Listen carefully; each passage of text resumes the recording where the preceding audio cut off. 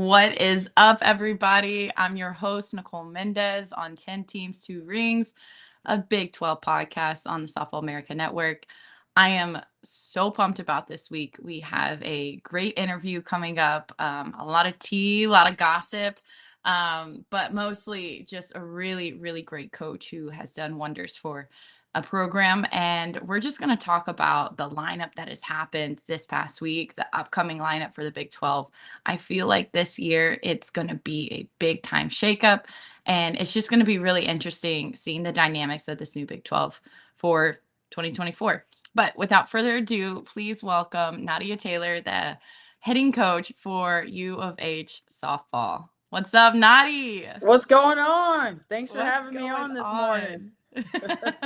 It's bright and early. It's bright and early. We're recording this at 8:30 a.m., 8:40, something You like know what that. they say, sleep when you're dead. So Sleep when you're dead. What time did you get up this morning? I woke up about 6:15, had to get the lift in and then Uh-huh. drive on in. Get a little Houston pump. traffic sometimes is whew. Yeah, you live what, 30, 40 minutes away? I do. I do. How has that been? Traffic.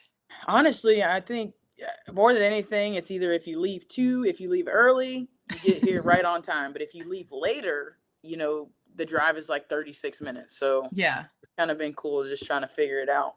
Yeah. Yeah. Well, tell me a little bit about figuring stuff out. I remember playing with you at AU this summer, and you're like, I got the job of U of H coach, and I was just so stoked for you. I know how great you are as an athlete, but I know how great you are also as a mentor. And so, what has that been like playing for U of H or coaching for U of H? It's been awesome. I like to, see myself as a servant, and Yeah. a lot of these kids, I feel like they were hungry, they were eager. Obviously, the kiddos that we got off of the portal, more than anything, they wanted to, be their true, authentic self. They wanted to be able to, learn and compete at the highest level. And me being a professional, I said, hey, not only am I gonna, help you with softball, I'm gonna help you in areas of mentorship and things like that. And it's been fun to, see a lot of these girls grow in some of the tough moments at practice, or, really just seeing them do things on their own and take ownership of things. So it's been really cool to see that. Yeah. So tell me a little bit about that of not just being a hitting coach, but being a mentor. Like, what does that look like?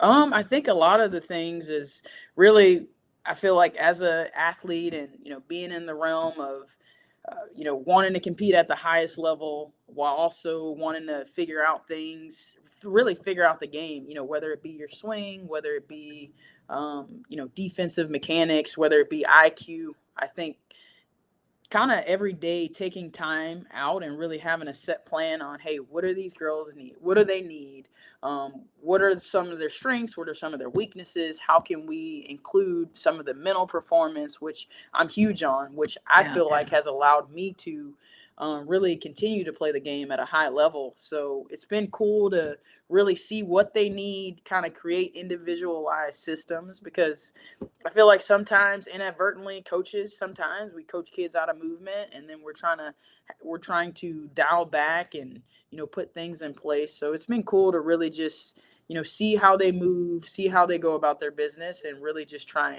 and create systems for them individually. Yeah. And Coach Vess, the head coach, she kind of brought in a little bit of new stuff. You're new. You have Hope Troutwine, who's new. How has that dynamic been? Because I know you knew Hope from way back when. So what has that been like, and just the dynamic of having a new coaching staff? It's been awesome. I think the cool part about, Coach Vest is she's allowed both Hope and I to be, our true authentic self, and do the little things, do the tough things. She's really just been super consistent with, what she expects out of us. And, it's been great to just be able to be, who we need to be for these girls. And so Mhm. it's been awesome. Honestly, she's been great. Hope's been great. Our whole staff and support staff, it's been awesome. I think the Yeah. culture, the talk in the locker room, the talk in the office is all positive, and so it's been great to thrive in. Yeah. And I mean, it's definitely a build, and it takes time to build those relationships to be able to the work that you're putting in mentoring those athletes to see the results. What was the biggest challenge, do you think, of the mindset of going, I'm here and I want to be here? Like, what was that switch? What really helped them advance to the next level? I would just say, super consistent in their daily habits, Mhm. as far as, how we're walking in. Are our shirts tucked in? Do we all look the same?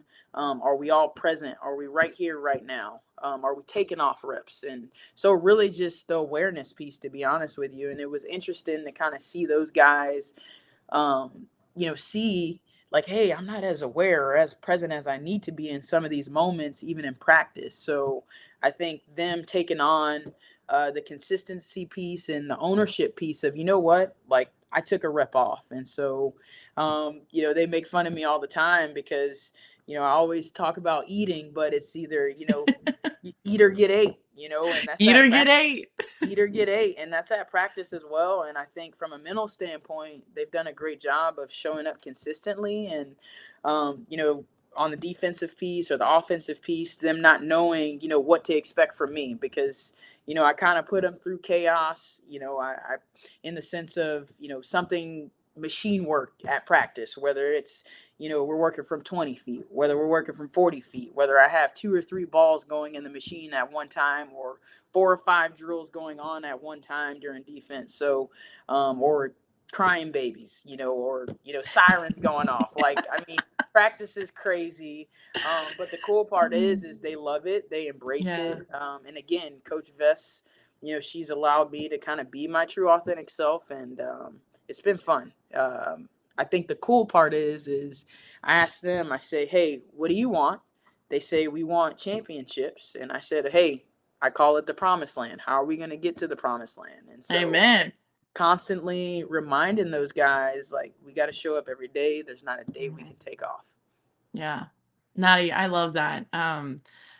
We played together at Athletes Unlimited. Coming in as a rookie, I saw you and I saw Sierra Romero, and I was like, those two, like, they're the vets, but they also just up here, like, they got it going on.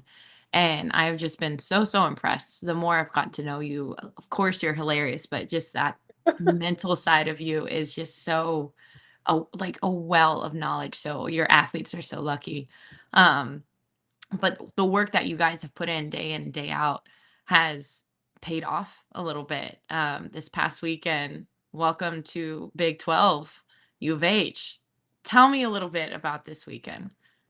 Honestly, we've tried to be as constant and consistent. And I know you keep hearing me, beat the drum on consistency, but Yeah. honestly, as a pro, how you wake up, how you go about your business, what you eat for breakfast, and same thing, how we go about our prep work, how we go about our defensive work, how we go about our hitting work, it's all the same. Nothing really changes. And just like I told them to always make decisions, not suggestions. And I have a plethora of quotes, but it sticks in their brain, and I think Yeah. sometimes it creates a different perspective for those guys. And realistically, our goal was to stay the same. We're not too high, not too low. I call it gray face on. We don't care who we're playing. It's they gotta throw strikes. We gotta play defense. We have to pitch well. And um, I think that mentality has allowed them to, not really be affected by who we're playing, but more of Mhm. like, what do we do really well? How our challenge for ourselves is how well can we adjust, in between ABs, pitch to pitch, and how well can we hit the ball? And so it's been really cool to see these guys develop and work on some of that mental performance piece as well. Yeah. And was this the first time that you coached against your alma mater? Yeah, this was my first time. This is my second year coaching, so um, it was Ooh. pretty cool.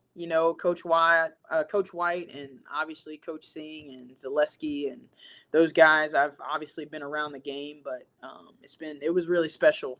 Um, Mhm. it was really special. Yeah, man. First time as a coach, and you're like, sorry about it. We're gonna take that win. Oh man. Tell me about game one. You guys went, shocked the world, upset. ranked 1, ranked 2 Texas.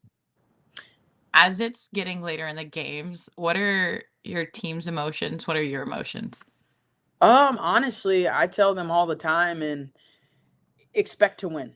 Yeah. Expect to win. It doesn't matter who you're playing. And I think for me, I tried to stay as calm as I could, just because, obviously we're going to have, high pressure situations, whether there's, bases loaded and we're one swing or one walk away. And so I think I tried to, talk about, hey, make sure you're staying pitch to pitch, making Mhm. sure you're, staying consistent with your routine. That's what you're going to fall back on when you're in a 3-2 count, bases loaded, like we need it. It's just going to be the same. So that was my message. We kind of have a seventh inning, sayings where it's either stay locked or fourth quarter, or Mhm. finish them. Just kind of giving them a mentality or a Finish perspective. them. Yeah. Hey, we gotta. I Eat or tell them be all the ate. time. Yeah, stay ready so you don't have to get ready. And I think that Period. mentality allows them to really just stay pitch to pitch. Yeah, yeah, that's the hardest thing is especially in a game when you're doing really good or you're doing really bad, like, how do you stay present? How do you stay in the moment? And you touched on that. I think that's so cool.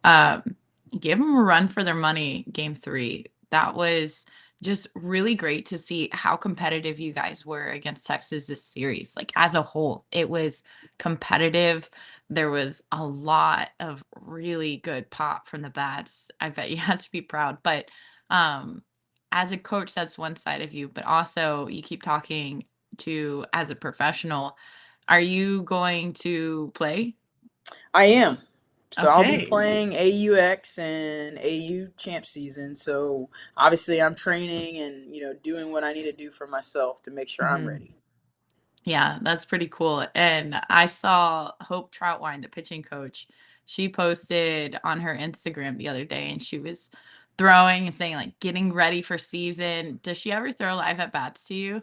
She hadn't yet. We're super competitive and Yeah. we talk a little trash, but I do have her, during practice. I'm like, "Hey, Mhm. go at them. Get at them." Yeah. And so Yeah. it's pretty cool to have obviously someone of her caliber here with us. And Mhm. it's awesome. It's an awesome space because we're still playing professional, so we're hungry.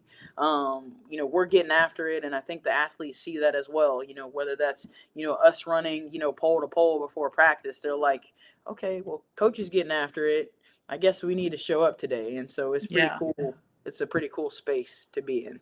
Yeah. I'm just thinking about that. Like you typically see a lot of GAs who are still playing and you're like, "Okay, yeah, like they do that." But to see your coach come in and get their work done, you know that they're getting what they need to get done because they want to be the best at the level that they're playing at. Like that has to motivate you.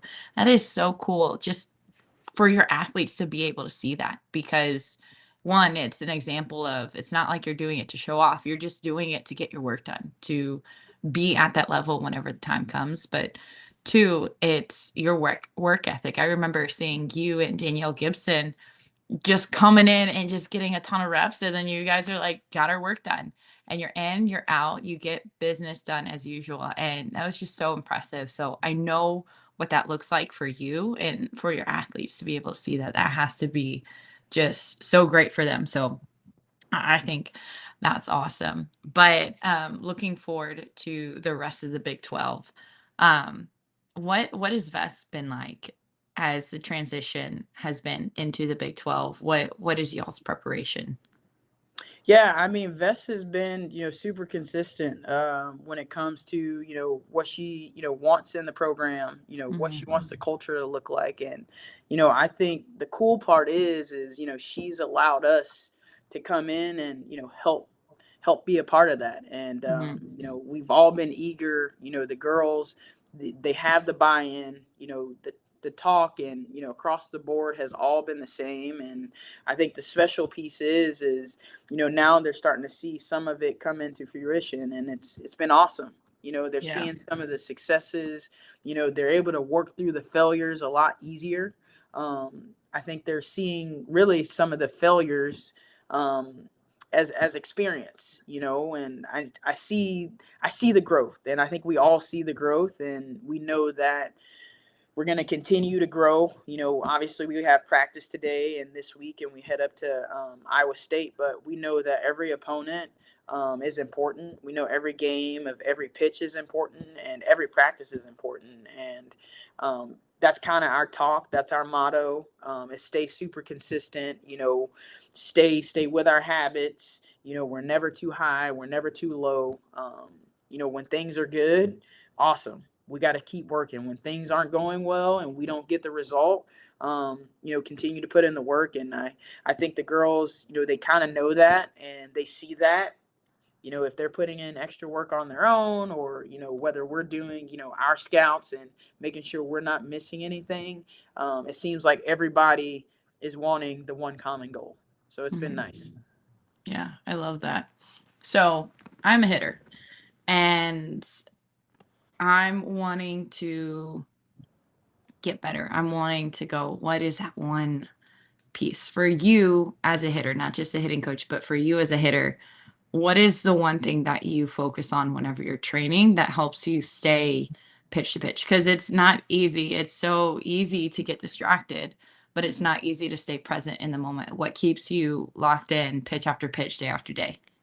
I would say, to be honest with you, I want to say probably the last 2 years of my career, I've cared more about my process over results. Mhm. And that's another thing that I, preach since the fall, with the athletes, is I care more about your process than the result. Because if we're able to work through your process, and we have a set plan, and say you don't execute, or maybe you miss properly, then we can work from that. But if you're chasing hits, you're chasing homers, you're chasing those results, your mind won't be as clear. And Mhm. so I like the idea of the zone. I like the idea of the flow state, but sometimes you might not be in the flow or in the zone. So what are you going to do when things aren't going well? And so whether that means you're staying with your routine, or you're breathing in between every pitch, whether you're gaining some awareness in between every pitch. And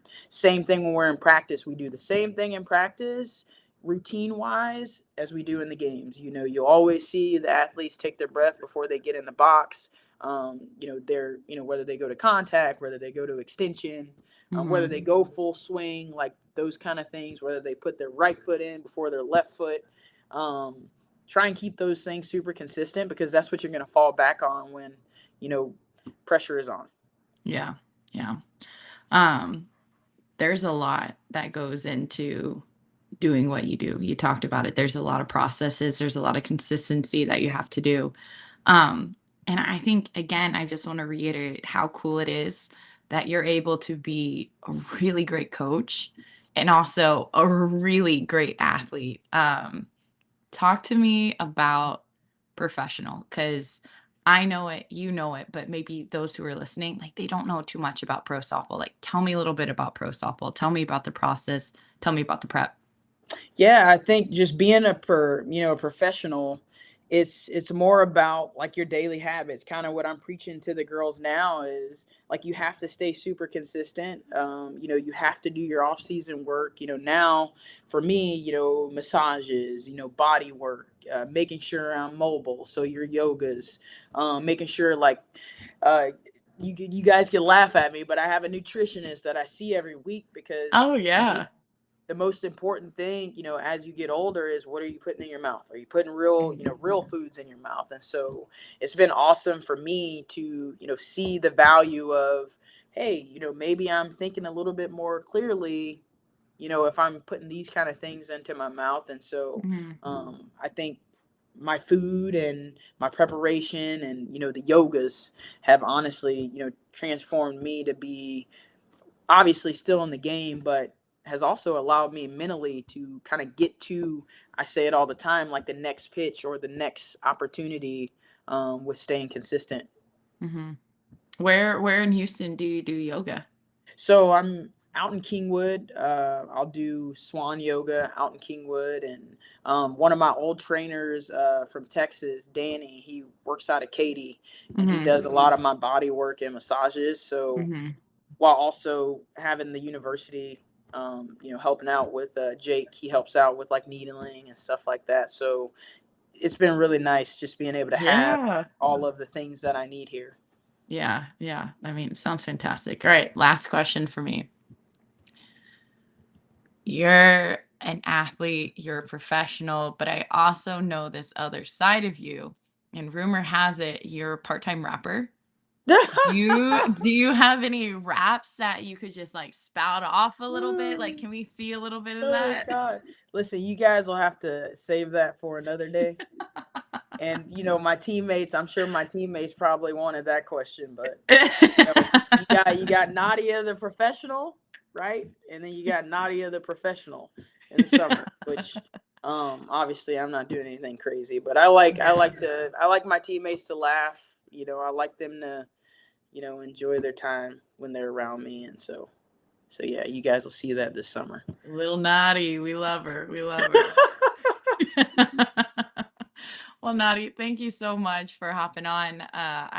As always, I love your conversation. I love to see what you're doing. You can tell, like, you guys are doing something good. I can't wait to follow you guys throughout the rest of the conference, throughout the rest of the season. I wish you guys best of luck. So, thank you for coming on today.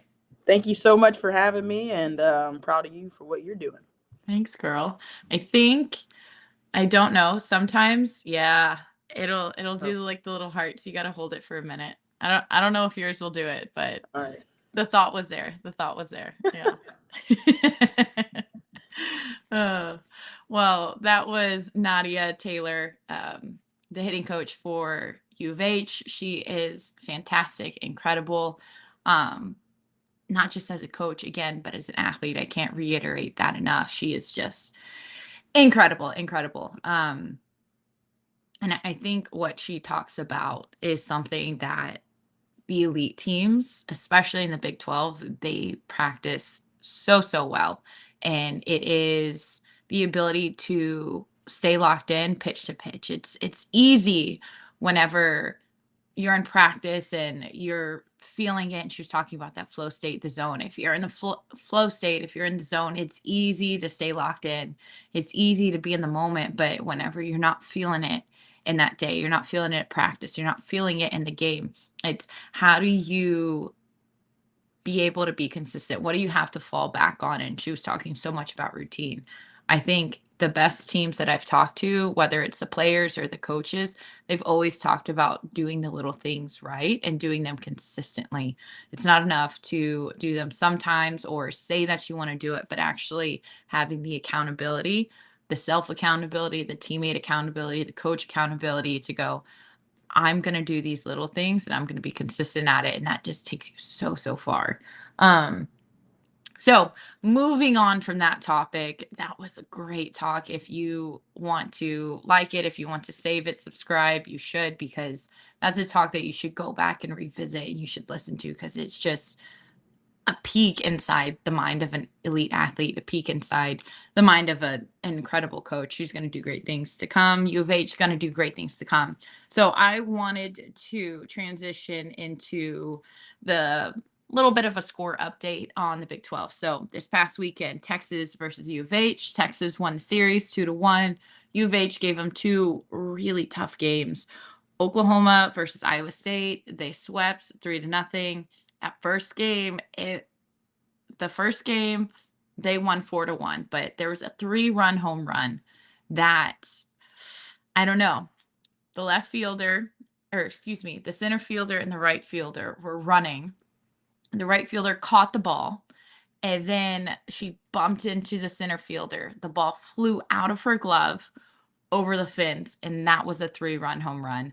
And other than that, it would have been a 1-0 ball game. That Iowa State first game was a tough one for Oklahoma, but after that, they went on to get some pretty well victories. The next two games, you had BYU versus Texas Tech. BYU stole one from Texas Tech. I thought that one might have been a little bit more competitive. That one surprised me a little bit, but Texas Tech, they showed up. Their bats showed up and they looked pretty good. You had UCF versus Kansas. UCF won their first Big 12 um, conference series. Kansas stole one at the very end. I'm going to talk a little bit about one of their pitchers, but Casey Hamilton, she is elite. She's done great things for Kansas. And then you had Oklahoma State and Baylor in that series. It was everything that I thought it was going to be. It was a battle. It was back and forth. All three games were tight. It wasn't like, okay, we won one, the other team won one, and then there was one game that was a blowout. Like, all three games were tight. They were competitive. It was back and forth, back and forth. I think the biggest thing, Oklahoma State went on to win the series 2-1. Baylor snuck one on Saturday. The biggest thing that I saw that stood out to me was those little moments that Nadia was talking about, the little details, being able in those big moments, in those crazy moments, to reset, fall back on the routine, and be able to let the routine take you through that pitch, take you through that game, take you through that inning. Oklahoma State, they have put themselves in really tough situations this preseason, and I feel like it prepared them so well for conference because whenever the moments got big, you could see Oklahoma State get big. Baylor, they had it multiple times, and it was just those moments that they faltered and they got a little tight, and you could see the panic instead of relaxing, taking the pitch for what it was, taking the ball for what it was, taking the game for what it was. They just got a little bit too tense, got a little bit too tight. Um, that comes with experience, that comes with challenge. I think of Oklahoma State a couple years ago. They have been in these situations where they have it in the bag. I think back to um, the matchup before going into the national championship. It's Texas and Oklahoma State. And Oklahoma State that year was the better team, but Texas, they had the calmness, they had the clarity of mind to be able to get big in those moments. In Texas, they ended up winning, and it was Oklahoma State who bobbled the ball. They panicked in those situations. So it's really great to see what Kenny Gajewski has done with his team and the ability to transition from that team who has it, and then they give it away to the team of whenever they have it, they get big. Whenever they're down, they get bigger. And that was really, really good to see out of Oklahoma State. I think we're going to see them continue to rise, not just in the Big 12, but in polls and rankings.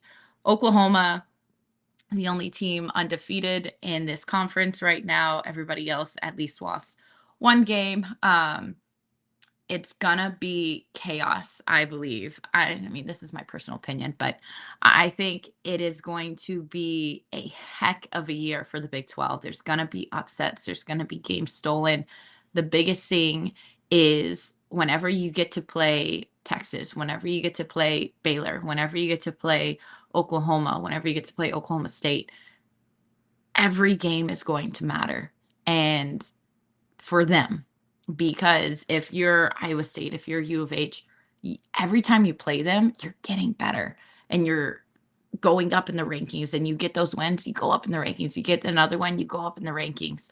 But if you're those top four teams in the conference, you're already up here. You get a loss, you go down. You get a loss, you go down. And so for them, a loss isn't the end of the world, but there's a big target on their backs. And so being able to manage those targets, being able to understand that whenever teams play you, they're bringing their best. How do you handle that?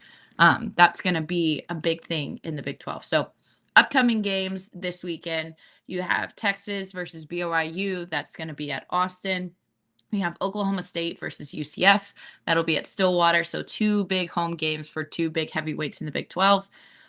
OU versus Texas Tech. That'll be out in Lubbock, Windy City. A lot of chaos happens in Lubbock with that wind.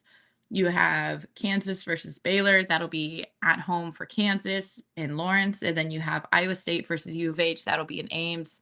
I remember as a player, Ames, Iowa was always the coldest place that I have ever played in. Every time we went there, I swear they would say, "Oh, the temperature is going to be great." And then it's like 36 degrees, 35 degree. I'm shivering. I'm like, I'm a Houston girl. I don't deal with this kind of weather. So it'll be interesting to see how U of H handles Ames, Iowa in the weather that they got going. But there's three players that really stood out to me this weekend, and I kind of alluded to one. Casey Hamilton from Kansas, her pitching, like she has had several no hitters. She has done really good things for this Kansas team as she pitched two of the three games this weekend. I think she went a total of 13 innings, looked really good. I think on one game against UCF, it ended up being like a 9-1 score. I got to go back and look at it. I'm going to go back and look at it right now. It was 1-7 that Kansas lost, but there were 7 errors, 7 runs. And so with that, I think it's tough because that's not really on her. So that doesn't showcase how well she pitched that game. I was really impressed with her. I think she's going to be a tough pitcher as season goes on. As she gets more and more innings, she's only going to get better. So I think she's a pitcher to be watching out for. Jolie Mitchell for Texas, her hitting in conference, like she was a stud. I always think of Washington as well, but today I think Jolie Mitchell stood out to me. And then you had Sid Sanders for Oklahoma. I think she had like 5 home runs on the weekend. It was nuts. Um, she was somebody who talked about being able to finally play free and being able to clear up her mind. And I think that just ties back into what we heard from Nadia Taylor of being able to stay present, being able to have that gray face. It doesn't matter who you're facing. It doesn't matter what you're feeling. You're going to be consistent. You're going to stay the same the whole way through. And as an athlete, that is such a hard balance to find consistently. Softball's a game of failure. So you're not always going to be able to find success, but how do you manage yourself whenever you don't find it? How do you manage yourself whenever you do? And one thing that she talked about was being able to finally play free and not care as much about the results. Again, going back to what Nadia Taylor said. So I think those 3 girls are incredible athletes. They're ones to watch as you head into this next week. And if I had to pick an upcoming game that I think, okay, you got to watch this one, I'm going to say the UCF versus OSU Stillwater series. Oklahoma State, I mean, they're getting some tough games early on in the season. To me, UCF, they're a sleeper team. They're one of those teams that's sneaky. If you don't take them seriously, they're gonna not just beat you, but they're gonna beat you badly. They had a really tough preseason series. They had a ton of hard matchups. There was a couple of top 10 games that ended up getting canceled that first week in Stillwater, that Sunday game. They missed out on 3 of their top matchups, but beyond that, I think they had 7 top 25 matchups in preseason without those games. So they hit it hard and heavy. It's not like they haven't seen good pitching. It's not like they haven't seen good offense. They have prepared themselves soundly and well for this Big 12 matchup. I'm excited to see what UCF and OSU are going to be doing this week. But as always, I'm Nicole Mendes. Please like, please subscribe. I can't wait to get you guys updated next week. Can't wait for chaos to happen. I said my beige flag is that I love chaos in softball. Somebody said it was a green flag. I agree. As long as it's not a red flag, I'm okay with it. But I'm your host, Nicole Mendes of the Big 12 podcast. 10 teams, 2 rings on the Softball America Networks. I'll catch you guys next week.